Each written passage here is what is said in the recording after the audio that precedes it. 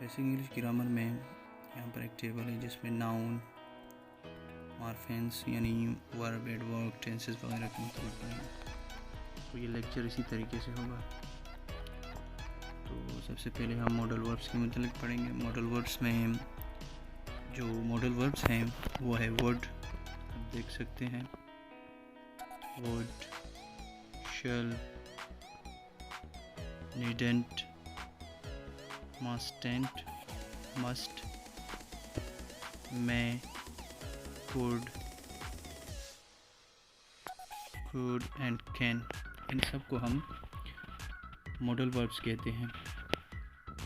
Would इस्तेमाल किया जाता है पोलाइट क्वेश्चन के लिए, जैसे would you hold this for me, क्या आप इस चीज़ को मेरे लिए होल्ड करेंगे? Yes of course.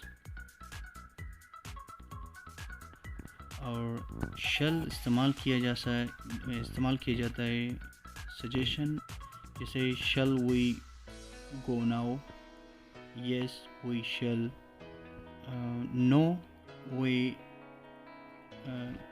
Shall not, ये भी कह सकते हैं। और नीडेंट इस्तेमाल किया जाता है नीड नॉट के लिए। नीडेंट का जो फुल फॉर्म है वो नीड नॉट है, जैसे we have milk, you needn't buy any। और mustn't भी must not का फुल फॉर्म है, must not का ये फुल फॉर्म है। और ये भी एग्जांपल के तौर पर, फॉर एग्जांपल जैसे you mustn't tell us। must necessary के लिए इस्तेमाल किया जाता है, यानी किसी भी ज़रूरी चीज़ के लिए। For example how to, we must go now। मैं इस्तेमाल किया जाता है पोलाइट क्वेश्चन के लिए। एग्जांपल है may I use the bathroom, yes you may, you not, you may not, okay. और couldn't to ये भी इस्तेमाल किया जाता है पोलाइट क्वेश्चन के लिए। एग्जांपल है could you pass me the sugar, yes of course। could number 1 ये इस्तेमाल किया जाता है, यानी एक could इस्तेमाल किया जाता है पास्ट एबिलिटी के लिए और दूसरा could इस्तेमाल किया जाता है पोलाइट रिक्वेस्ट के लिए। यानी could को आप पास्ट के लिए एज अ पास्ट के लिए भी इस्तेमाल कर सकते हैं और रिक्वेस्ट के लिए भी इस्तेमाल कर सकते हैं। जैसे could he swim when he was 5 years old। क्या वो तैर सकता था जब वो 5 साल का था। और इसके अलावा कैन भी प्रेजेंट एबिलिटी के लिए भी इस्तेमाल किया जाता है। एग्जांपल है can we swim, yes he can, can he swim, yes he can, और no he can't।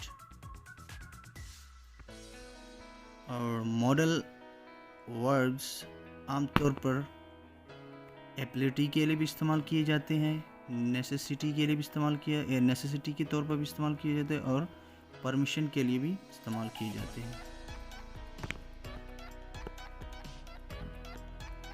English parts of speech, इसमें हम पार्ट्स ऑफ स्पीच के मतलब पढ़ेंगे। पहला है वर्ब किसी भी एक्शन के लिए इस्तेमाल किया जाता है। ये टेंस में भी इस्तेमाल किया जाता है, यानी प्रेजेंट, पास्ट, फ्यूचर के लिए भी फ्यूचर में भी इस्तेमाल किया जाता है। और ये रेगुलर, इरेगुलर के तौर पर भी इस्तेमाल किया जाता है। फॉर एग्जांपल जैसे ड्रिंक है, वर्क, प्ले, स्लीप, ये सब वर्ब के एग्जांपल्स है। उसके बाद एडवर्ब डिस्क्राइब्स एक्शन। एडवर्ब भी एक पार्ट्स ऑफ स्पीच है, इंग्लिश पार्ट्स ऑफ स्पीच है। ये एक्शन को डिस्क्राइब करता है, जैसे हाउ, व्हेन एंड वेयर, ये क्या है? एडवर्ब्स हैं। ये एक्शन को डिस्क्राइब करते हैं। और उसके बाद है कंजक्शन ज्वाइन करता है, यानी दो लफ्ज़ों को या फिर दो सेंटेंस को आपस में जोड़ता है। और फॉर एग्ज़ाम्पल जैसे क्या है, फ्रेजेस को भी जोड़ता है, सेंटेंसेस को भी जोड़ता है। और एग्ज़ाम्पल क्या है, एंड है इसका, और, बट, बिकॉज, ये सब कंजक्शन है। ये दो वर्ड्स या फिर दो सेंटेंसेस को आपस में मिलाने का काम करते हैं। Preposition, show relationship.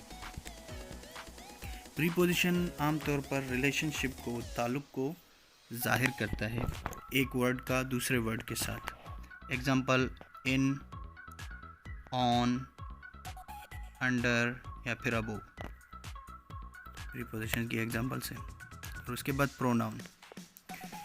Pronoun replace a noun, ये नाउन की जगह पर इस्तेमाल किया जाता है, जैसे ही, शी, इट, दे वगैरह।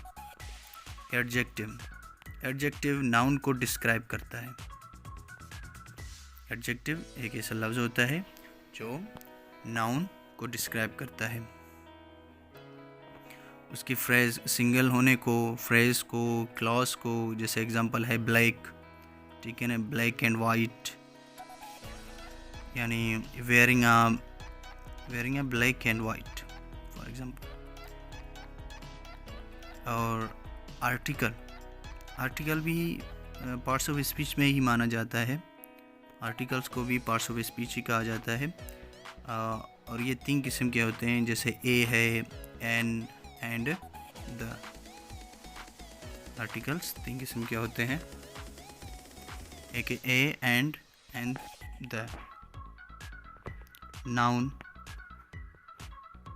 बहुत ही सिंपल, किसी भी शख्स, जगह या चीज़ का नाम नाउन कहलाता है, तो वो सिंगल हो, प्लूरल हो, कलेक्टिव हो वगैरह। एग्जांपल कैसे, for example student, students, class वगैरह।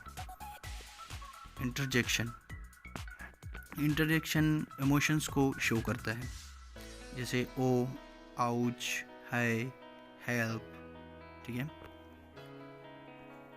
उसके बाद है नाउन्स, यानी इसम। नाउन की मुख्तलिफ़ किस्म होते हैं। एक कॉमन नाउन होते हैं, जैसे एप्पल है, ब्रेड है, कैट है, डॉग, ये सब नाउन यानी आम नाम।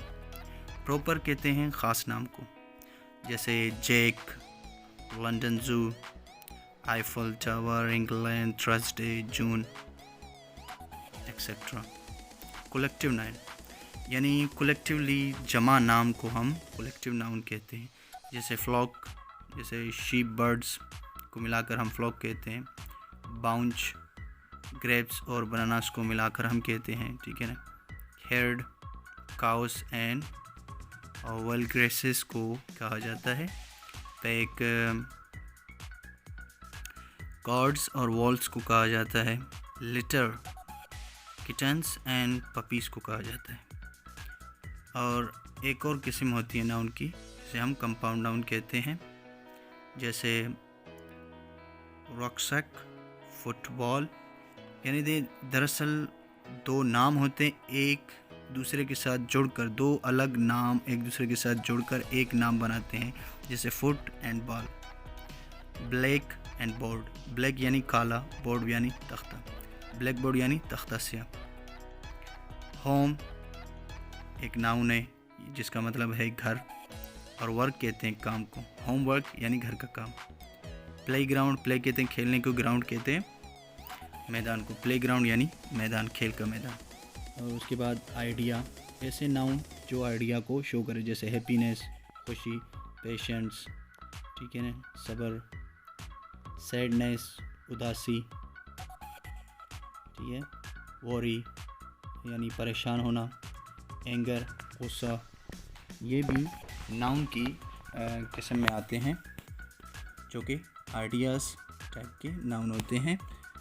कुछ नाउन्स जीरेंट के तौर पर भी इस्तेमाल किए जाते हैं, जैसे रनिंग, स्विमिंग, वॉकिंग, ये सब एज जीरेंट इस्तेमाल किए जाते हैं। और नेम्स, कोई भी नाम हो, प्रॉपर नाम पर्सन का हो, प्लेस का हो, थिंग या फिर कोई भी आइडिया। पर्सन का जैसे बॉय, गर्ल, टीचर, प्लेस यानी स्कूल, क्लास या फिर किचन।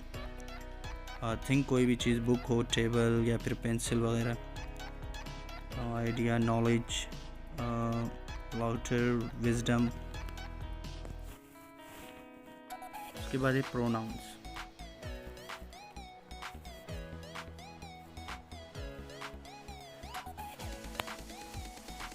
प्रोनाउंस ऐसी चीज़ें होती हैं जो नाउन की जगह पर इस्तेमाल की जाती हैं।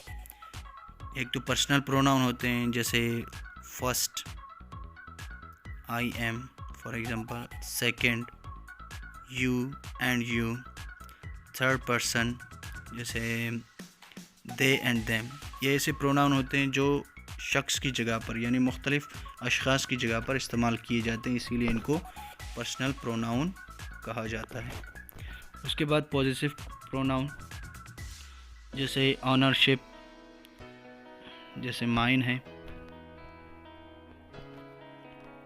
Mine, second yours, third theirs, इनको हम पर्सनल प्रोनाउन कहते हैं। और तीसरी जो किस्म होती है प्रोनाउन की, वो रिफ्लेक्सिव को प्रोनाउन होते हैं, रिफ़र टू सब्जेक्ट। फर्स्ट जैसे माई सेल्फ, सेकेंड जैसे यूर सेल्फ, एंड थर्ड जैसे देम सेल्फ। और चौथी जो किस्म होती है डेमोन्स्ट्रेटिव होती है, ठीक है ना, जो चीज़ शो करती है, यानी नियर या फिर फॉर को, यानी नज़दीक और दूर को, जिनके लिए इस्तेमाल होने वाली जो प्रोनाउंस हैं वो है दिस एंड दिस, ठीक है ना। नज़दीक की चीज़ को इस्तेमाल करने के लिए जो डेमोन्स्ट्रेटिव प्रोनाउन इस्तेमाल किए जाते हैं वो दिस और दीज हैं। और फार यानी दूर की चीज़ों के मुतालिक बात करने के लिए हम दैट एंड दोज प्रोनाउन इस्तेमाल करते हैं। उसके बाद इंट्रोगेटिव यानी सवालिया। ऐसे प्रोनाउन भी होते हैं जिनको हम सवाल के तौर पर भी इस्तेमाल करते हैं, जैसे हु है, home, who's, what and which.